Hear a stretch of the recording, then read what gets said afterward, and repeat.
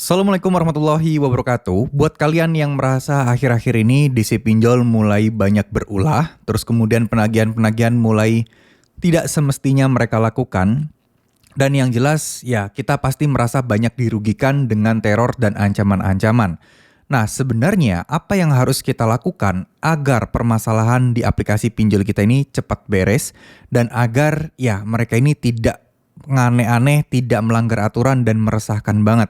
Jujur, kalau seperti ini apakah lebih enak galbe aja? Apakah galbe pinjol legal itu lebih aman? Yuk kita akan bahas di video kali ini. Jadi buat teman-teman yang mungkin sekarang lagi gagal bayar atau telat bayar di aplikasi pinjaman online, nah tentu saja teman-teman harus tahu satu hal.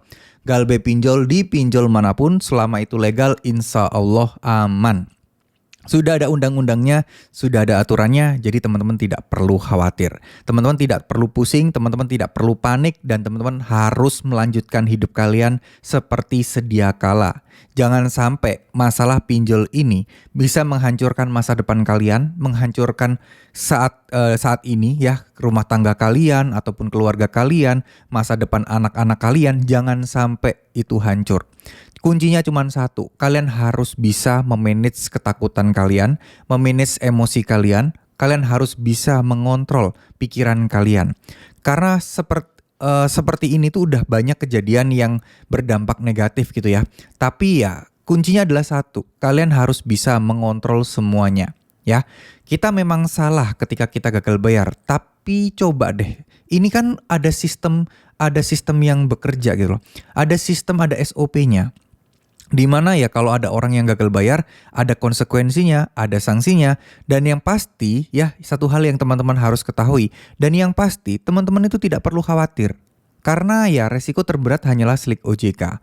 Nah, gimana dengan DC lapangan? Gimana dengan orang-orang yang datang menagih ke rumah? Apakah itu bukan sebuah masalah? Jawabannya enggak. Ya, jawabannya enggak. Mereka hanya masalah sesaat saat itu aja.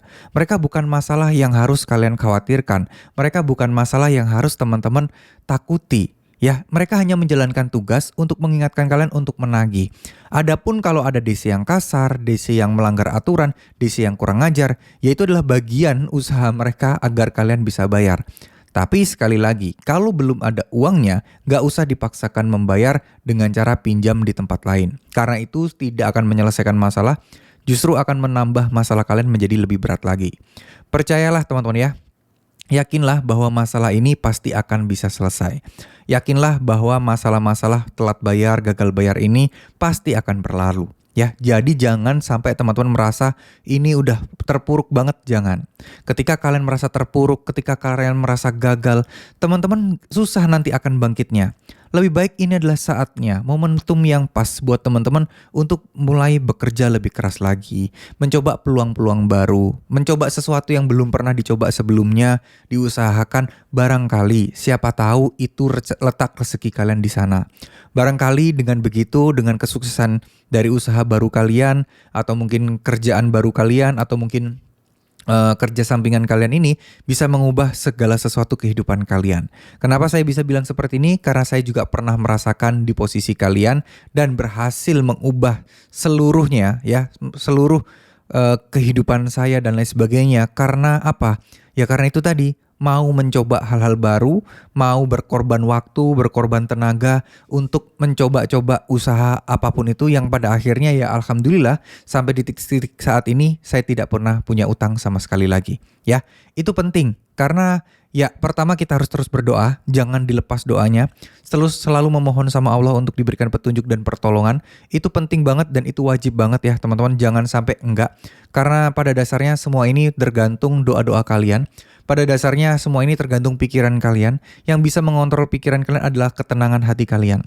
Nah kalau kalian hatinya jadi nggak tenang, pikiran akan sulit terkontrol. Nah gimana cara menenangkan hati? Kembali ke spiritualitas. Kembali ke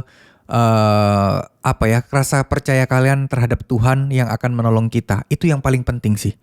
Kalau kalian udah di posisi mentok, gak bisa ngapa-ngapain lagi, udah gak ngerti harus ngapain lagi, udah kembali aja kepada Allah SWT. Minta tolong, minta doa, terus segala sesuatunya kembalikan ke jalur langit. Ya, terus berikhtiar, Berdoa juga jangan lepas. Itu insya Allah akan jauh lebih bermanfaat dibandingkan kalian gelisah terus, bingung ke sana ke sini nggak jelas, menghabiskan waktu untuk mengalihkan pikiran dengan hal-hal yang kurang kurang apa ya, mungkin bisa dibilang bukan hal yang positif gitu ya.